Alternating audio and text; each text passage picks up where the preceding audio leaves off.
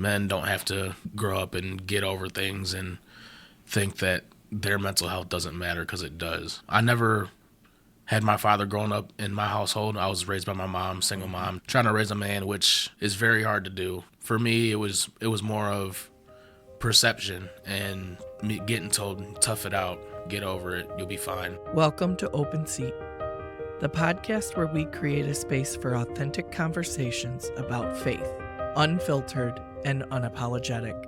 Here, we believe that every story matters. Whether you're questioning, seeking, or steadfast in your beliefs, you'll find something relatable in these heartfelt discussions. So grab your seat, get comfortable, and let's dive into today's story here at Open Seat. So today in the Open Seat, we have DJ Vallejo joining us. Glad to be here. Thank you so much for saying yes. I was excited when you asked me to consider being on the podcast. So this is always my question. What makes people so excited about this? For me, it's something different. I watch a lot of them. A lot of podcasts I watched were during some of the rougher times of my life, and so they helped me change and become who I am today. It'd be just nice to be on one and share my story and hopefully impact somebody the same way. So why don't you just tell us who you are? Devon is my real name. I go by DJ a lot. Born and raised here in Adrian, all 26 years of my life. Got my little sister Olivia. She's 10. She serves in the church. As do you. Yep, as do I, which took a little bit of getting used to, but I actually enjoy it now. One of my favorite things is just seeing you up there, because I remember that confirmation young man, which I'm dating myself now, but I've been working for the church for a minute, and I remember volunteering at that time with John Dick, and having the privilege of being able to see you make your confirmation, but having that conversation where I asked you why you wanted to be confirmed. Do you remember that answer? I do, yeah. My answer back then was because my grandma is Catholic. She's been Catholic all her life, raised that way. She raised my mom that way and raised myself and my little sister that way. So in turn, that's how I want my family to be raised as well. I actually just got goosebumps from that again, because that is never an answer I hear when I ask people why you want to be confirmed. But it is such a powerful answer from like a 15-year-old young man at the time. So, and you do volunteer in the church. I do. So let's touch about that, because you're a reader. And also, you have been super helpful with the kids. You've done confirmation class, which whenever your work schedule allows you to come back, we would love to have you. And you're especially instrumental in our Holy Thursday processions. That all started with Miss Patti Cabrera. During our young adult classes, she kind of voluntold me that I was going to help babysit the kids during Holy Thursday, and it's just been a thing ever since. It's so funny, because the kids are petrified of you, who are the world's biggest teddy bear. They're just like, oh, Miss Katie. And I'm like, well, you should probably be more scared of me than that man over there. But, you want to be scared of him, go for it. And I can tell when I work with you that you do love it. So it's such a joy to be able to do that with you. So thank you for your dedication to the church. It's always fun. The kids are great. Sometimes they get a little scared of me, but the ones that have been here for as long as I have, they're like, no, it's fine. He's not going to do anything. They're all well behaved, so it's always easy to volunteer and hang out with the kids for a few hours. And I think part of that is your appearance, right? We ask you to wear things that are especially fun. Your chains and your motorcycle vest. Because perception of DJ is very different than what DJ is, right? So it really is. Can we talk about that a little bit? Yeah. Because I appreciate that. When I think people see DJ, they see this like really scary, intimidating man. Because you do have a big presence, which is great. But like I said, biggest teddy bear I've ever met in my life. And one of my favorite things is Sunday when I hear that motorcycle roar into the parking lot. And I'm like, oh, DJ's here.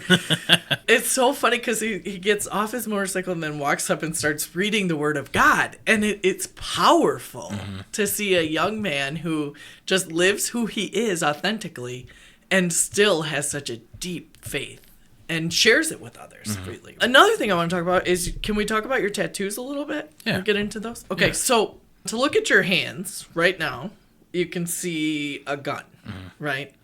So you want to talk about that meaning a little bit? It has a couple of different meanings. The first meaning is in 2021, roughly a little over a year after my mom's passing, I was going through some other things, and it all just kind of hit me at once. I didn't really properly grieve losing my mother, on top of other things. And so in November 2021, I attempted to commit suicide. And I attempted with a gun. This specific gun, there's a rapper that I listen to, Kevin Gates, and some of his music actually helped me heal, and as well as the podcast I was referring to earlier where they had him on them. And a lot of his stuff he talks about, it's all over the place, but there's a lot of powerful meaning behind some of the words he says. And so he's got something like this as well. So between that and what I tried to do is why I got this on my hand. And do you have any other tattoos you want to share?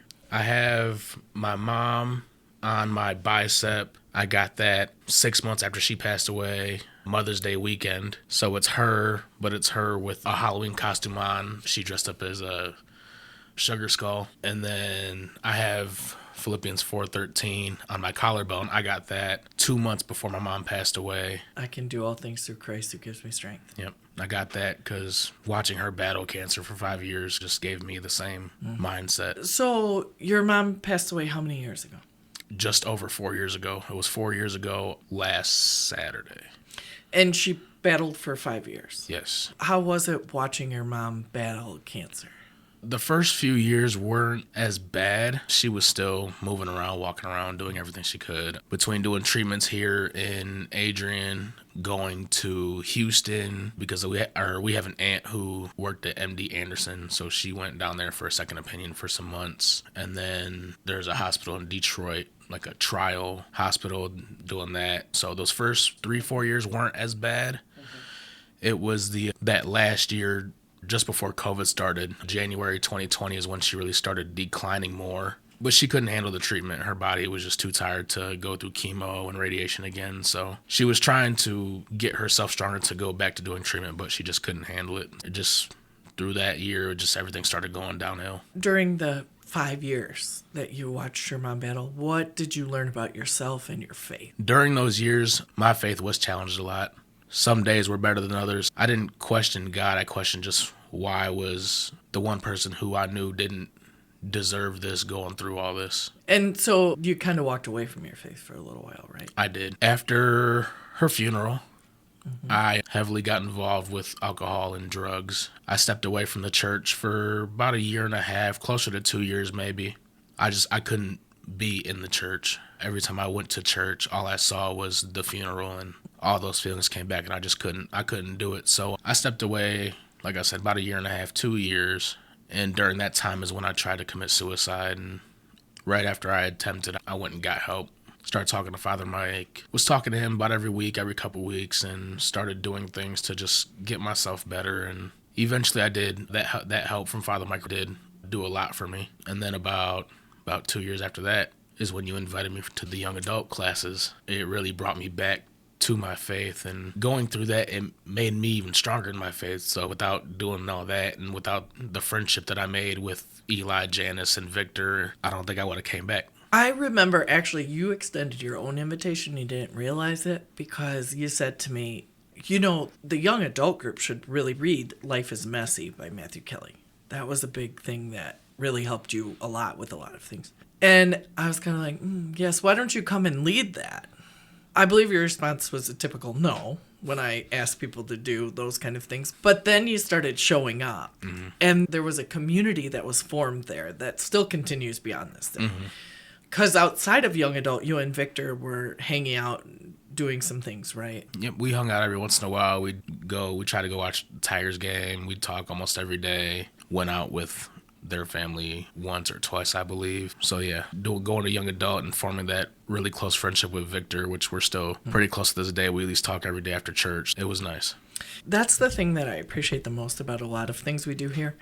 We form communities. And within those communities, people extend themselves and help each other. And I remember there was periods of time where, especially Eli, if I remember correctly, was like, we haven't seen DJ in a while. Is everything okay with him? And so once those communities are formed, then nobody gets left behind after that point. Because I know when you were facing your dark times, you were pretty alone in a lot of that. But now I know we've had some conversations, and you might think you're going down some dark roads, but you're not going alone. There's a lot of people who are going with you for that fight.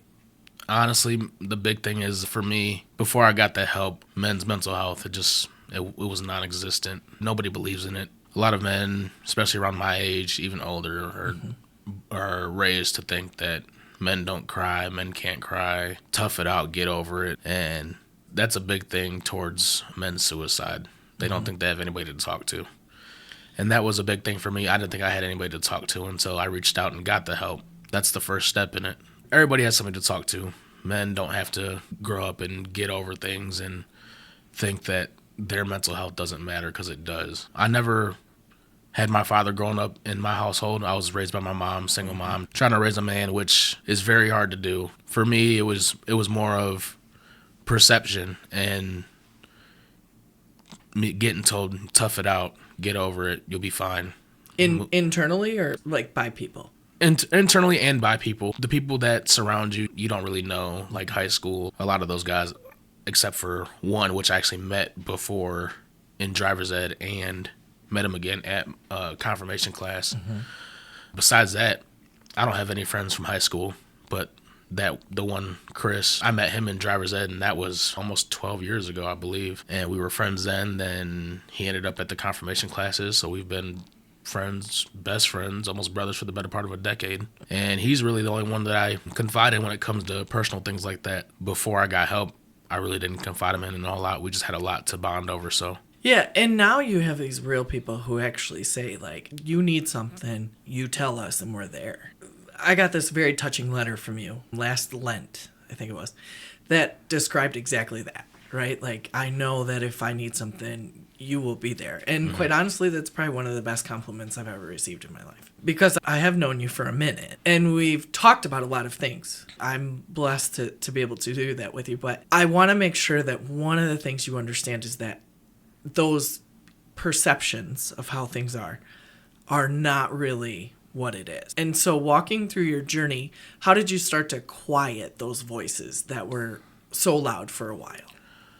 For me, it was a big part of, first, it was watching the podcast and understanding that not everybody walks the same path as everybody else, and that if you surround yourself with the right people, that you can get the help that you need, as far as having somebody to talk to or having somebody just to vent to or hang out with, get things off your chest. And even after my mom's passing, a lot of the people that were there to help are still there, like Miss Kathy. She was a big part of that 5-year journey for us, and to this day she's still around. She's still a big part of Olivia's life, as far as making sure she comes to Wednesday classes and all that other stuff. And she's still even there for me as far as what I'm going through now through the academy. Periodically she's just checking on me and asking me how things are. Yeah, so for a while you were working in Ohio as a corrections officer, and most recently you just got a job locally doing the same thing, right?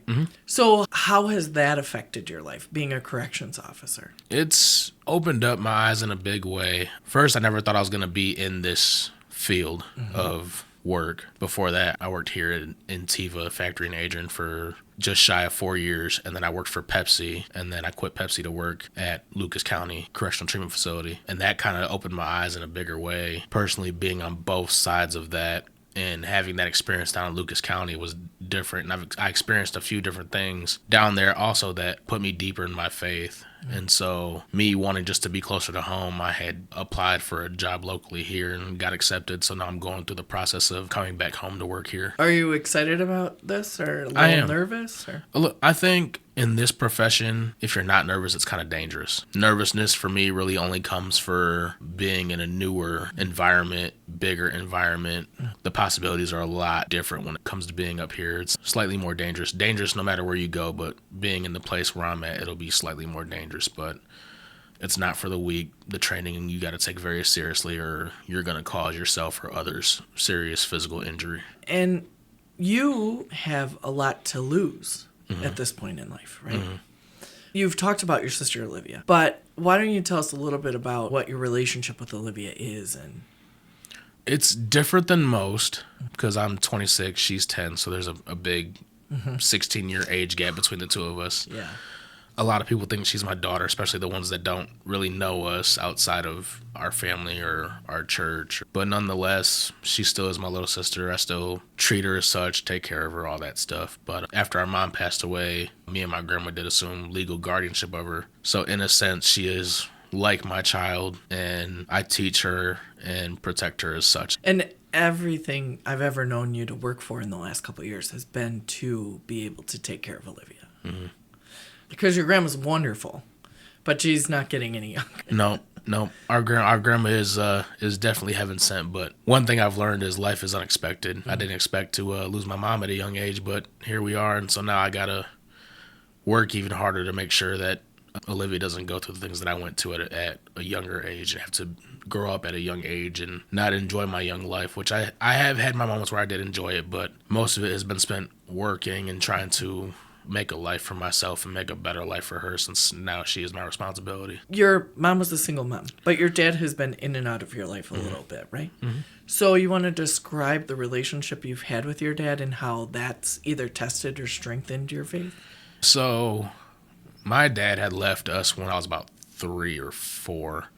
Didn't see him for a few years. As a kid, I'd go visit him every other weekend, but he was always busy working or doing something else. He was still young, trying to enjoy his life, and really, like I said, he was working a lot, just trying to pay all his bills and stuff. So he struggled as well. Going into my teenage years, I kind of realized some of the stuff he had done in his past, and I really didn't care for him then. Still in and out of my life. And then even in my adult life, we've had our moments where we've argued, fell off, made up, and repeated time and time again. Right now, we're building a relationship. It's going good so far, but things change, people change, so I kind of just take it day by day and don't really expect too much out of it, just going with the flow and seeing how it goes when it comes to me and him having that relationship. People just come and go. You can't depend on everybody. Everybody's not there to support you or love you or be your friend. Some are just there to find things out and then talk about you behind your back. And honestly, with that, I've learned that not every person is a person to vent to. Vents go to open rooms, so just be careful who you involve yourself with. And it's really just about finding people you trust. I found the people that I trust, and a lot of them were here in this church. And we've built those relationships. We've built those bonds. Like when I'm not at church, they ask my grandma about me. And so. Mm-hmm. Which is a remarkable thing, to have a community where you're known by name and not just face, but it's noticed if your presence is missing. So you have had some decisions, let's say. You've made some mistakes, and you've had some things happen to you that have been unfortunate. What advice would you give someone who's younger to help them get through some of those times when life hasn't exactly handed them the best situations? My advice to them is, if you need the help, find it. Don't think you're alone. I thought I was alone, and that put me in a really dark spot.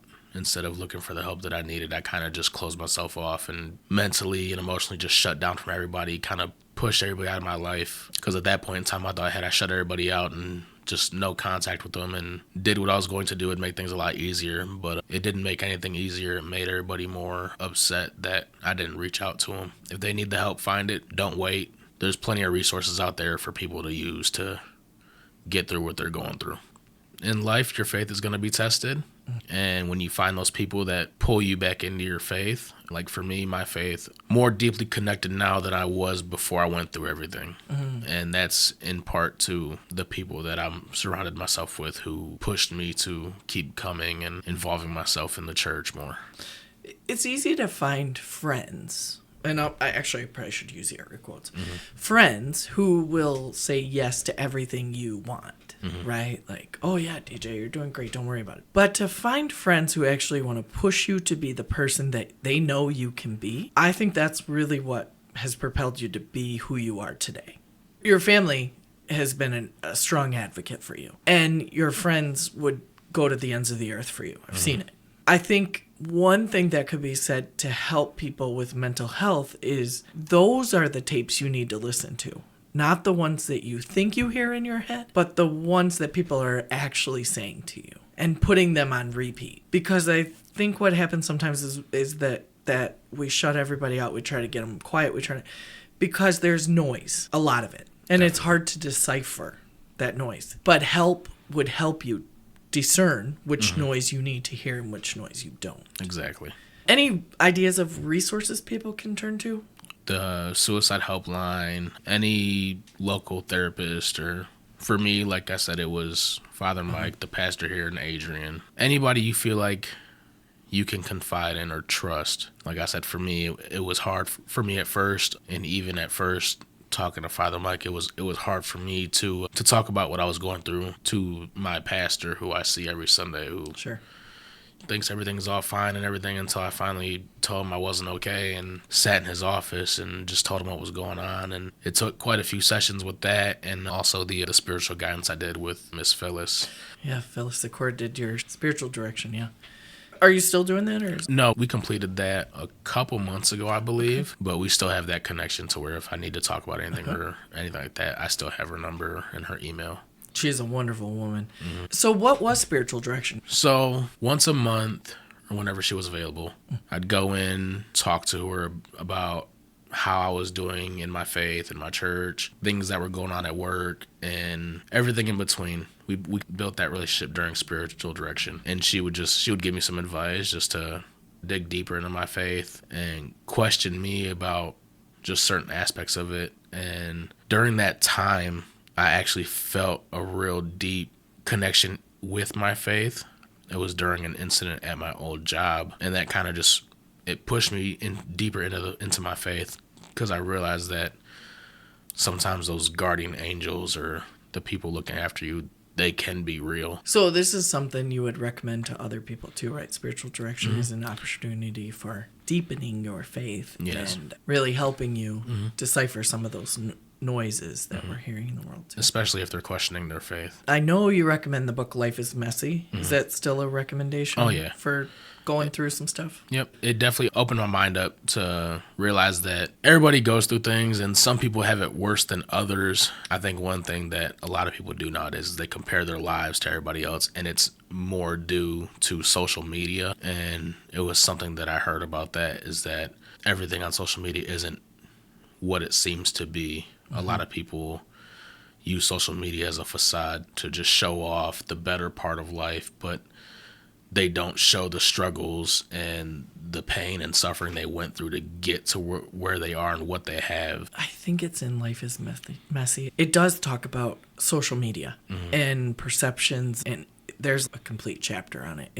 It's fascinating stuff, right? How it messes with your mind. And you're right, we only show like 5% of our lives on social media, but it's the best 5%. It's the highlight reel of your life. And so, well, why wouldn't you think this is going to be happy and so when you're in those dark moments and then you're flipping through and you're like, well, this person's doing this, this, and this, why can't I do it? Well, it's not going to help you. No, and that's a big part of it. There's even a lot of things that go around, like people will say, well, this person doesn't make as much as me, but they're going on twice the vacations that I get to go on, and why is that? Well, some people don't have the same responsibilities you have, so they can go and do whatever they want with it. And the ones that have responsibilities, you got to take care of responsibilities first. And that's a big part of life. Like, some people say they're broke. Well, you just paid all your bills, so you're not broke. You still have a house, you still have food, you still have your car. You just don't have money to go do what you want to do. Perception, right? I've heard it said that comparison is the thief of joy. And like we all have our own crosses to bear, and so if I'm comparing mine to yours, then I'm going to really take away from what's joyful in my life, right? Because Exactly. God gives us what we need for the time that we're walking through things, and if we were to short circuit some of those trials and tribulations, we probably wouldn't come out with the strength to endure what's coming next. Yeah, and that was a big part of our young adult group, is we had those deep conversations that needed to be had, and I think that helped open all of our eyes, especially like our group. We'd sit there and talk. We had some very deep conversations about that kind of stuff, right? It's always amazing to me when I learn so many fascinating things sitting here in the open seat from people. It's a privilege, really, to be able to hear people's stories. But you see these people, and they're people I've known for a while, or they're people I'm just getting to know, but you know certain things about them, but then you find out more. And it's a privilege. It is a privilege. Even those listening to this, I hope they acknowledge what a privilege it is to be able to hear people's real vulnerability through this stuff. Like you were saying, podcasts have helped you. I could only hope that this podcast would help somebody with something. And mental health is something we don't discuss near enough. So I hope that, especially in the male community, but I hope that somebody who needed to hear that hears that today, that there are those people. Your face will be plastered here to Texas, it feels like, by our wonderful social media coordinator, Maria. Right. Is there any chance if someone wanted to talk, they could talk to you about things? Absolutely. Not saying that I've been through it all, but I've been through enough to where I have more of a listening ear than a running mouth. A lot of people just try to tell you what you want to hear instead of just listening to what you're going through and just being that person that they can open up to and vent to. And that's the main problem nowadays is you tell somebody one thing and next thing you know 100 people know what you're going through because they wanted to run off and tell people. I've had that happen to me before where there was only a select few people that knew what had happened, but next thing I know half the city knows what happened to me. And you're at mostly the bilingual mass because that's where you read and do your ministry. So if anybody needed to, they would be able to find you at that mass and they could approach you and have a conversation. Definitely. Yep. Okay. I'm always at the 12 o'clock mass with my grandma and Olivia, and now my little cousin Gabriel, he's getting into his faith. And he is, yes, and you're his sponsor for that journey. I am, and I was honored to accept that position. Not my first time, but it's definitely still an honor whenever you get asked to help guide somebody in their faith. Yeah, it's always really powerful to me when I get to see people that I've worked with now passing on their faith as a witness, you know. That's probably the greatest testimony you can give somebody is just to pass on what you've already gotten. And actually, in talking to Gabriel, I see the admiration he has for you. So it's going to be a beautiful thing when he gets baptized at the Easter Vigil. Oh, yeah. He's excited about it. I'm excited about it. He wasn't raised like myself or Olivia, but he actually texted my grandma himself and had told her that he wanted to start coming to church and start learning about the faith, and he wanted to do all these things. It will be a great moment for a lot of people when he does that. Oh, yeah. So good. Well, anything else you want to share with us today, DJ? If anybody needs anything, there's resources out there. I'm 9.5 times out of 10 at the 12 o'clock mass. I'm not perfect. I do miss church every now and again, but I try. Maybe a birthday weekend or two gets a little too out of hand. Something like that. Well, thank you so much for joining us, and we're so grateful that you share your gifts and talents with everybody. Thank you for having me. Once again, we thank you for joining us today. We hope that wherever you find an open seat in your life, you will invite someone to join you.